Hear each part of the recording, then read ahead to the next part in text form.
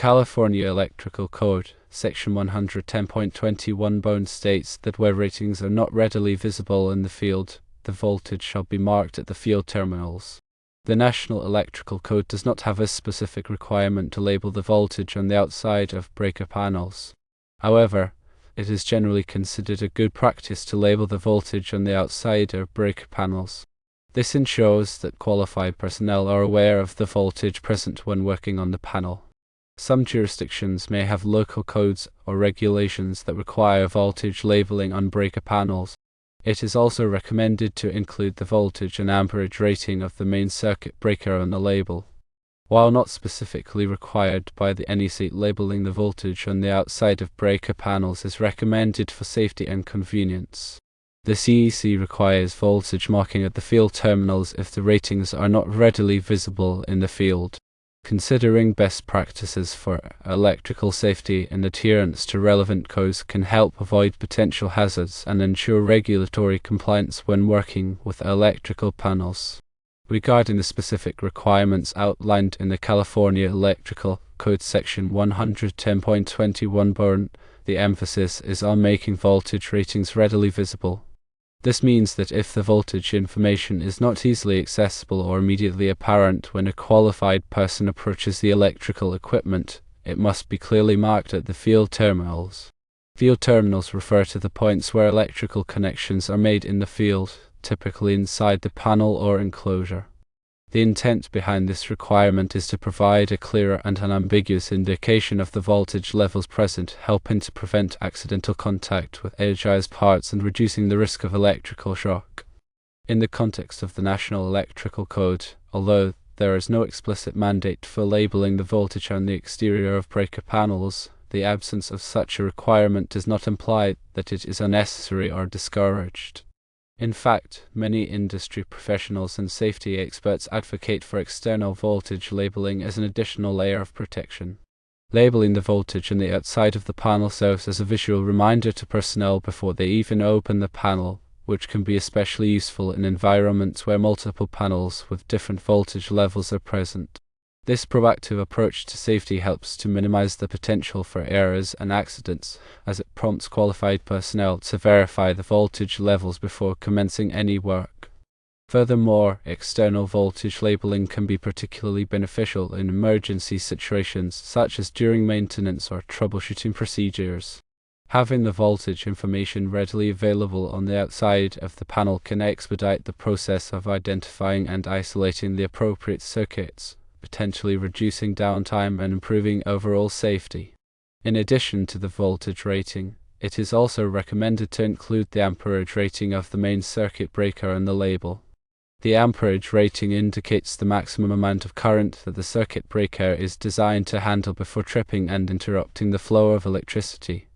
Including this information on the label provides qualified personnel with a more comprehensive understanding of the electrical system's capabilities and limitations. This can be particularly helpful when planning modifications or additions to the electrical system, as it helps to ensure that the circuit breaker is not overloaded and that the electrical system remains within its safe operating parameters.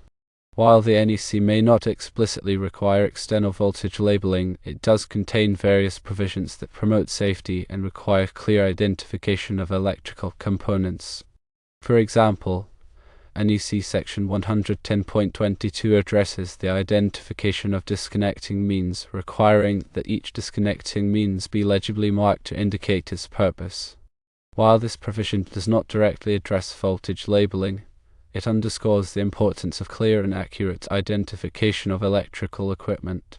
Similarly, NEC Section 110.24 pertains to available fault current, requiring that service equipment be marked with the available fault current at the service. This information is essential for selecting and installing overcurrent protective devices that can adequately interrupt fault currents and prevent equipment damage or personal injury. Furthermore, the NEC contains numerous requirements for labeling and marking specific types of electrical equipment, such as transformers, generators, and motors. These requirements are designed to provide qualified personnel with the information they need to safely install, operate, and maintain electrical equipment. While the specific labeling requirements may vary depending on the type of equipment, the overall goal is to promote safety and reduce the risk of electrical hazards. In summary, while the NEC does not specifically mandate external voltage labeling of breaker panels, it is widely recognized as a good safety practice. The California Electrical Code, on the other hand, requires voltage marking at the field terminals if the ratings are not readily visible. By labeling breaker panels with voltage information, qualified personnel can be more aware of the potential hazards involved and take appropriate precautions to prevent accidents. Additionally, including the amperage rating of the main circuit breaker on the label can provide valuable information for maintaining the electrical system and ensuring that it operates safely. To further elaborate on best practices for electrical panel labeling, consider the following aspects. Firstly, the labels used should be durable and resistant to environmental factors such as moisture, temperature variations, and sunlight exposure. This ensures that the labels remain legible and intact over time, even in harsh conditions. Secondly, the labels should be clearly and legibly printed, using a font size that is easily readable from a reasonable distance. The use of contrasting colors between the text and the background can also enhance readability. Thirdly, the labels should be securely affixed to the electrical panel, using an adhesive that is appropriate for the surface material. This prevents the labels from peeling off or becoming dislodged, which could compromise their effectiveness. Fourthly, the information provided on the label should be accurate and up to date. This requires regular inspection and maintenance of the labels to ensure that they reflect the current configuration of the electrical system.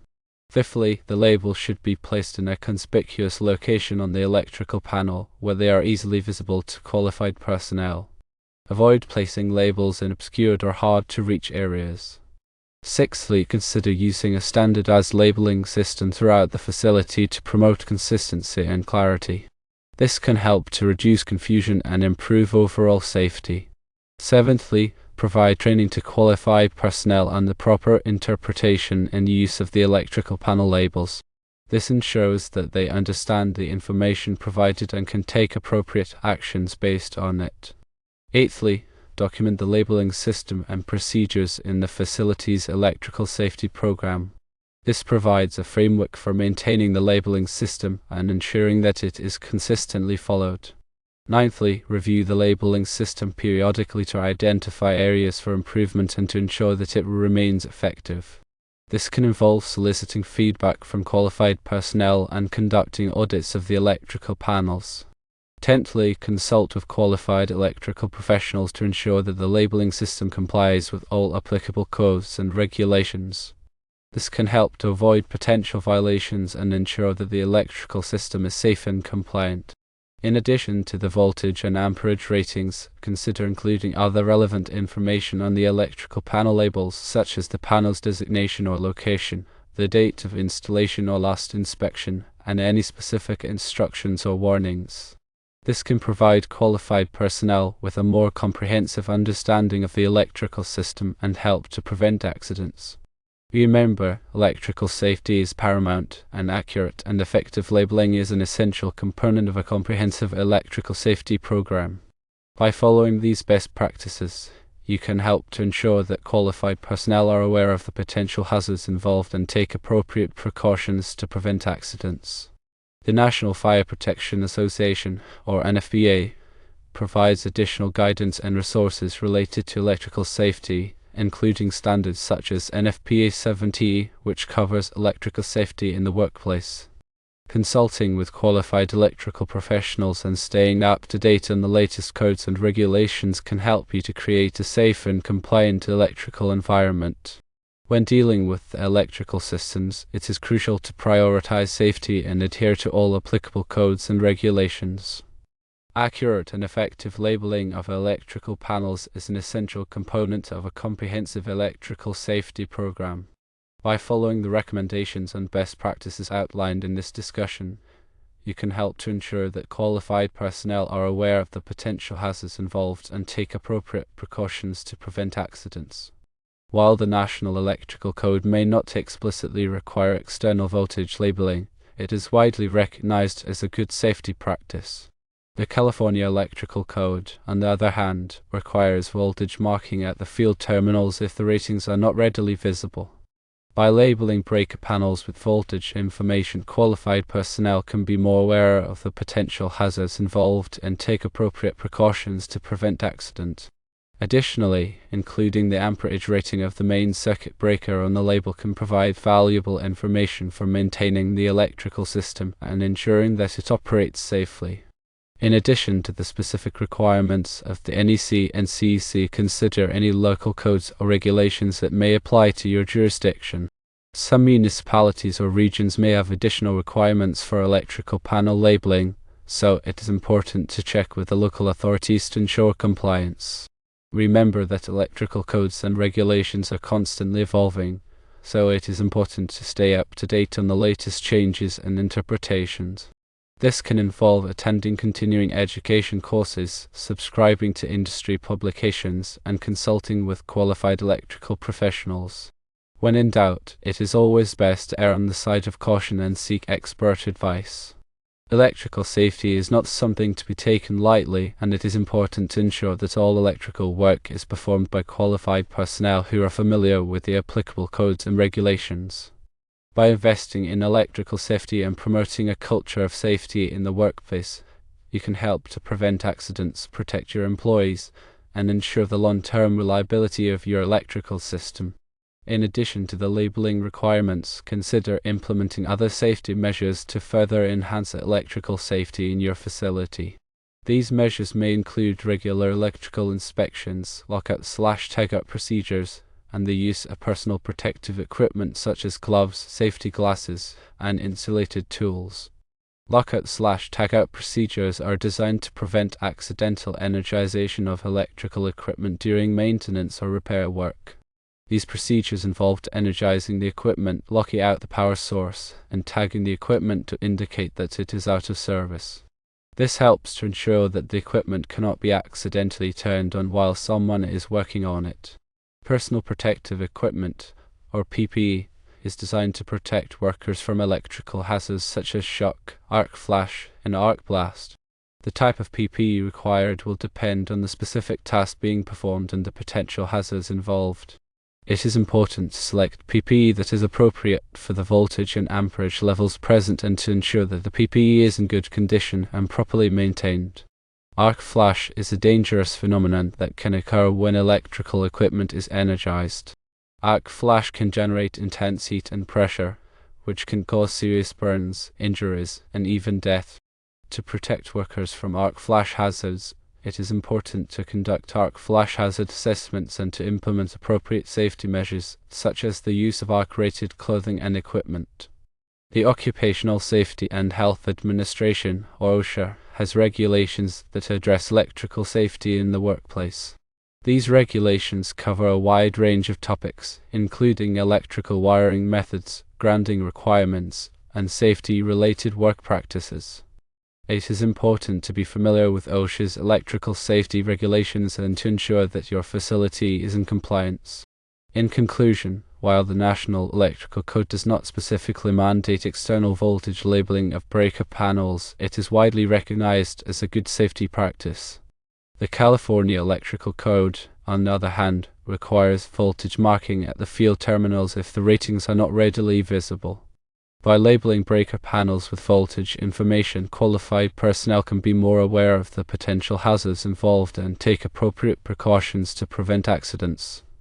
Additionally, including the amperage rating of the main circuit breaker on the label can provide valuable information for maintaining the electrical system and ensuring that it operates safely. Remember to consult with qualified electrical professionals and stay up to date on the latest codes and regulations to ensure that your electrical system is safe and compliant.